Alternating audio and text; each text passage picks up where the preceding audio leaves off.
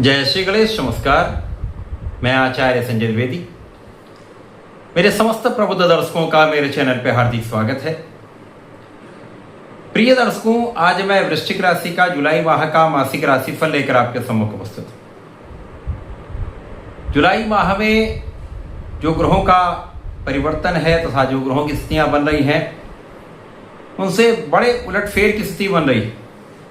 कुछ अप्रत्याशित लाभ की स्थिति बन रही है।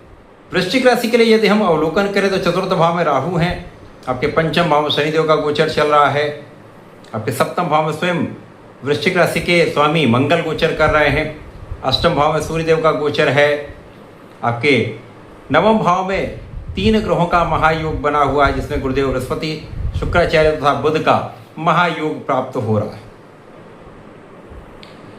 4 जुलाई को शुक्राचार्य राशि परिवर्तन करेंगे, नवम भाव से दसम भाव में जाएंगे, राहु के साथ दृष्टि प्रभाव में पहुंच जाएंगे। 16 जुलाई को सूर्यदेव का राशि परिवर्तन भाग्य के भाव में हो जाएगा। बुध जो वर्तमान समय में कर्क राशि में गोचर कर रहे हैं वो वक्री अवस्था में गोचर कर रहे हैं, वो 8 जुलाई को मिथुन राशि में पहुंचेंगे। 24 जुलाई तक मिथुन राशि में, उसके पश्चात ये मार्गी होकर आगे बढ़ेंगे। प्रारंभ से ही आपकी स्थिति अत्यंत प्रबल रहेगी क्योंकि लग्नेश मंगल का सीधा प्रभाव आपके लग्न पर है, जिसके कारण लग्न बलवान होगी।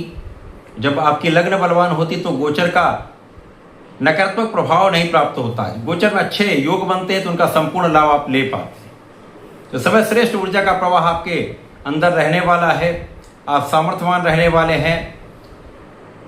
यहाँ पर निश्चित रूप से आपका कार्यक्षेत्र पहले से अधिक अच्छा प्रभाव देने वाला है। आपका तनाव भी कम होगा। यहाँ पर आपके पारिवारिक भाव में वृद्धि होगी, आपका मोटिवेशन बढ़ेगा। प्रारंभ से ही भाग्य का साथ आपको प्राप्त हो रहा है जिसके कारण आपके किए हुए पुरुषार्थ का संपूर्ण लाभ आप प्राप्त कर पाएंगे। जो भी आप करेंगे विचार करके करेंगे तो समस्याएं कम से कम होंगी क्योंकि इस समय आप बहुत बुद्धिमान रहने वाले हैं, आप कुशाग्र रहने वाले हैं। आप जो भी कार्य करेंगे सोच विचार कर करेंगे तो समस्याएं कम से कम होंगी।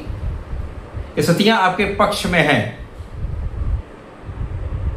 इस माह में आप प्रारंभ से ही धर्म के मार्ग पर रहने वाले हैं, किसी प्रकार से कोई अनुचित कार्य नहीं करने वाले। यद्यपि कार्यक्षेत्र पर राहु का प्रभाव है तो कार्यक्षेत्र में यदा कदा कोई न कोई ऐसा व्यक्ति हो सकता है, कोई न कोई ऐसा सहकर्मी हो सकता है या व्यापार में कोई ऐसा व्यक्ति हो सकता है जिसके कारण आपको कुछ तनाव हो सकता है। ऐसी संभावना अवश्य है, परंतु आप उन समस्त स्थितियों से पार पाते हुए आगे बढ़ते जाएं। जब पहला परिवर्तन शुक्राचार्य का आपके दसम भाव में हो जाएगा तो यहां पर शुक्राचार्य आपके सप्तम के भी स्वामी है, द्वादश के भी स्वामी है, तो यहां पर आपको ध्यान देने की आवश्यकता है। कार्य क्षेत्र में किसी स्त्री के कारण कोई विवाद की संभावना बनती है, अतः किसी प्रकार के विवाद में पड़ने से आपको बचना चाहिए। विशेष रूप से किसी प्रकार से स्त्रियों के विवाद में ना पड़े। इस समय समस्त स्त्रियों का सम्मान करें और यदि कार्यक्षेत्र में आप अपने आप को नियंत्रित रखते हैं, अपने मन पर, अपने कार्यक्षेत्र पूर्ण निष्ठा के साथ आप काम करते रहते हैं तो इस समय में बड़ी समस्या नहीं आएगी। यद्यपि कहीं न कहीं राहु का प्रभाव कुछ भ्रम अवश्य ही उत्पन्न करेगा, डिफेम करने का प्रयास करेगा, लेकिन यहाँ पर अन्य ग्रहों की स्थितियां अत्यंत प्रबल हैं जिसके कारण बहुत कुछ यहाँ पर समस्याओं का निस्तारण हो जाएगा। अब जब सूर्यदेव आपके नवम भाव में पहुंचेंगे तो आपकी स्थिति प्रबल होने लगेगी। कार्यक्षेत्र में आ रही समस्याओं का निराकरण अवश्य होगा, उच्चाधिकारियों का साथ अवश्य प्राप्त होगा, शासन सत्ता से, सरकार से लाभ की स्थिति बनेगी।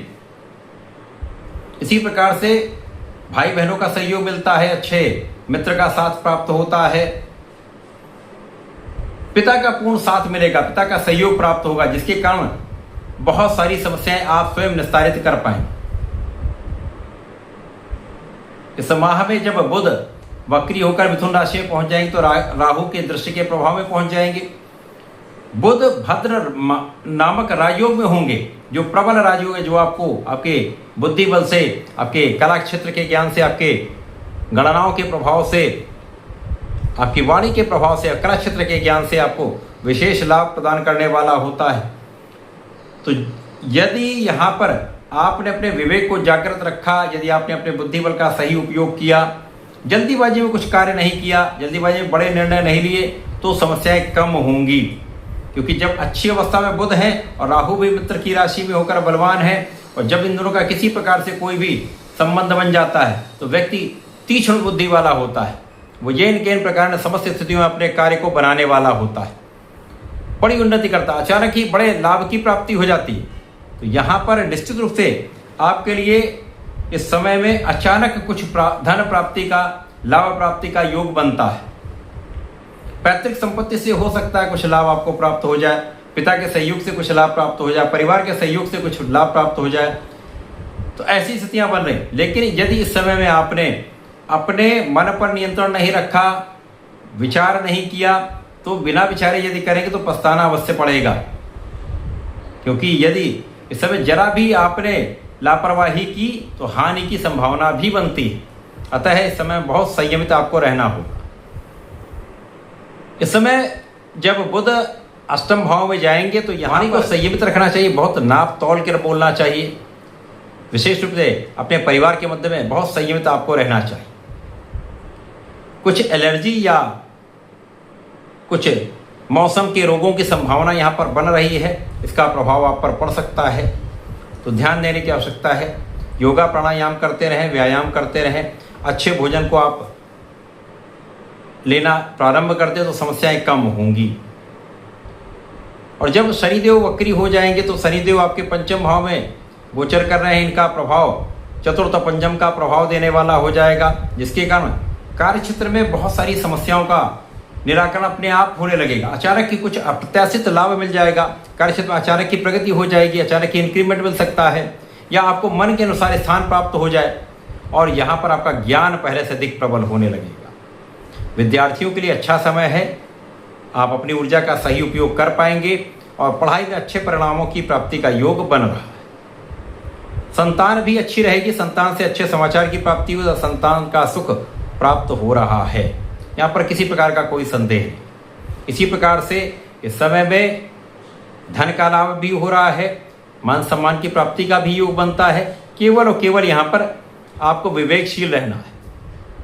तो ये माह अच्छा है, अप्रत्याशित लाभ दिलाने वाला है, लेकिन उलटफेर हो रहे हैं तो यहाँ पर बहुत नियंत्रित आपको रहना है। जल्दीबाजी नहीं करनी है, धैर्य से अपने समस्त कार्यों में आपको आगे बढ़ना है। पूरे माह में आपको नियमित रूप से भगवान शंकर मोचन की शरण में रहकर हनुमानाष्टक का, हनुमान चालीसा का पाठ करना चाहिए। यदि प्रत्येक दिन गणपति स्तोत्रम का पाठ कर ले तो सारे संकटों का शमन होगा, लाभ निश्चित रूप से प्राप्त होंगे। तो ऐसा करके इसका उपयोग करें। धन्यवाद, नमस्कार।